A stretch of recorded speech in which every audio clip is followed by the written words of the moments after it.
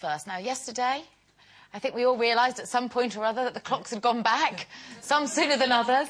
I was very aware of it when my son woke up at 4:45 and didn't go back to sleep. Horrific. Hideous. Awful, but it means that the summer is officially over. Winter time is here. So, ladies, what did you do with your extra hour yesterday? Well, I'm like you. I didn't get one. It's ridiculous because when I get a chance to sleep and have a lie-in, and Jake was at his dad's, so it was perfect. I still can't. I mean, it's ridiculous. I went to bed quite sort of late and then was woken up by a phone call at 1:45 a.m. Now, if you know me well, you don't phone me after 11 p.m. And... you know, there's a guy who... Well, this is a guy who wants to take me out, and we're sort of friends at the moment. He wants to move it on a bit, but, you know... He wants to take you out at 1:45 in the morning? No, darling. I think he wanted to talk a little bit, you know. Oh. So his phone is like, hi, beautiful, just wanted to wish. I'm like, what's the time? So it didn't go well. And then got up at the crack of dawn. Hold on, don't just move on from that. What did he want to discuss at 1:45? And I'm guessing he'd had a drink. Yes, he'd had a drink, and I'm like, what? Did he want to come over? No, darling, he's in Athens. Oh. Anyway, it's just a friend, so it ain't going to happen anyway, especially not phoning me at 1:45. You loved it. No, I was too sleepy to love it, darling, too sleepy. Got up at the crack of dawn, made a homemade shepherd's pie, put 3 loads of washing in, watched a bit of X Factor that tape, watched Westlife Sing. Done by 11 o'clock. That was it. Did you do a bit of hoovering as well? Or, you know, maybe a little bit I'm of sorry, housework. I like being at home and doing housewifey stuff, Carol. We just McGiffin. wanted to hear more about your booty call. That was all. We didn't realise he was in Athens and it came to nothing. Carol, over to you for some excitement, please. Well, actually, Come on, then be exciting. No, I know I didn't do anything exciting, but I just want to say I wish that every day was 25 hours long, because it just seemed like the longest day in the world. But that's great, isn't it? No. Because not when you got up at 4:45. No, come on, as you get older, time just flies, doesn't it, Lynda? Yes, very... Thank you.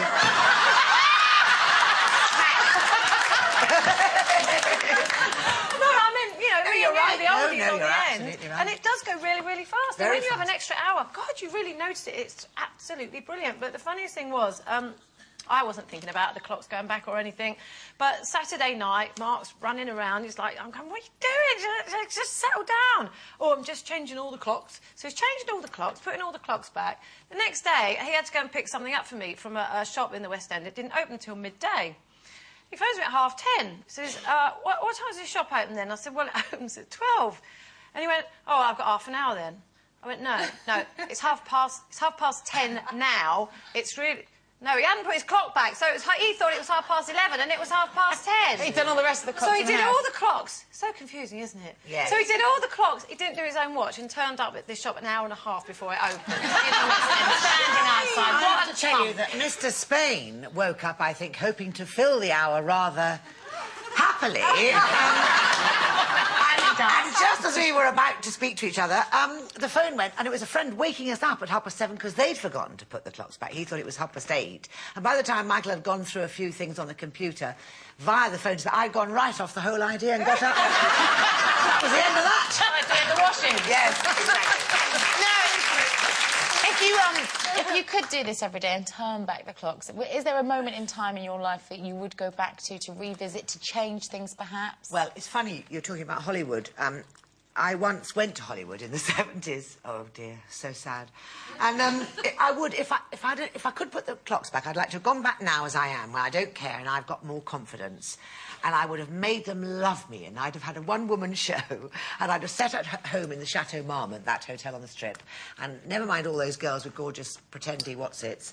I'd have shown them what a real woman was all about, but that's too late now. It's not too late. I think you'll find it is. Would you like to have cracked Hollywood, though, Lynda? Is that a regret? In a way, it's one of those things I haven't done, you know. I quite like counting them off now, you know, us old people. There's not much left to do. Yeah, me and you. You shouldn't regret things. You shouldn't regret anything. I mean, you didn't do it, and actually, the reason you didn't do it, all the things that have happened since probably wouldn't have happened if you had. So, you know, who knows? I don't regret anything at all. I don't want to go back. The only thing that I would like to go back for is, I mean, literally, I would like to be coming up to 40 years old as opposed to 50. That would be nicer. But then again, I wouldn't want to be 40 again because I went mad when I was 40 and I don't want to be mad again.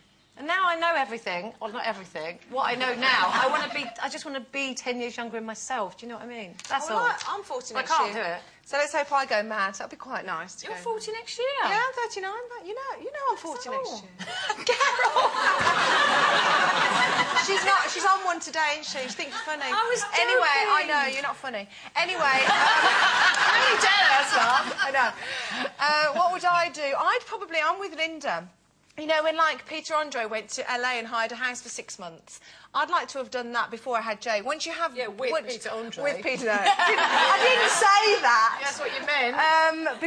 Now, once you've got a son, especially as a single mum, there's only so much you can do, only so many times you can go away and abroad and things, and now he's at school. And probably that, and probably wish I'd travelled more, I think, and had more fun. You can still do that when he grows up. Yeah, it's a while. It's a way He's off, only though. 7. Yeah. I've got a while to wait. And by the time that happens, your bikini body's way gone. Trust me. Some things you just have to accept in life. Yes. OK, well, you've heard what we've had to say, but what would you do if you could turn back time? We want you to tell us this week in our new feature, If I Could Turn Back Time. If I could turn back time, if I could find a way. How offensive is that clock? It looks like something they gave away at the fairground because no one would buy it. OK. Perhaps you would like to go back and relive your first kiss, or maybe in hindsight you go back and grab the one that got away, you know, the one. Or perhaps you just want to say sorry to someone, whatever it is. If you could turn back time, let us know what you would do with your time if you had it again. And throughout the week, we'll read out some of the best stories that find their way into our inbox. That's loose.women@itv.com. Please send them in before 5 p.m. on Thursday, October the 29th.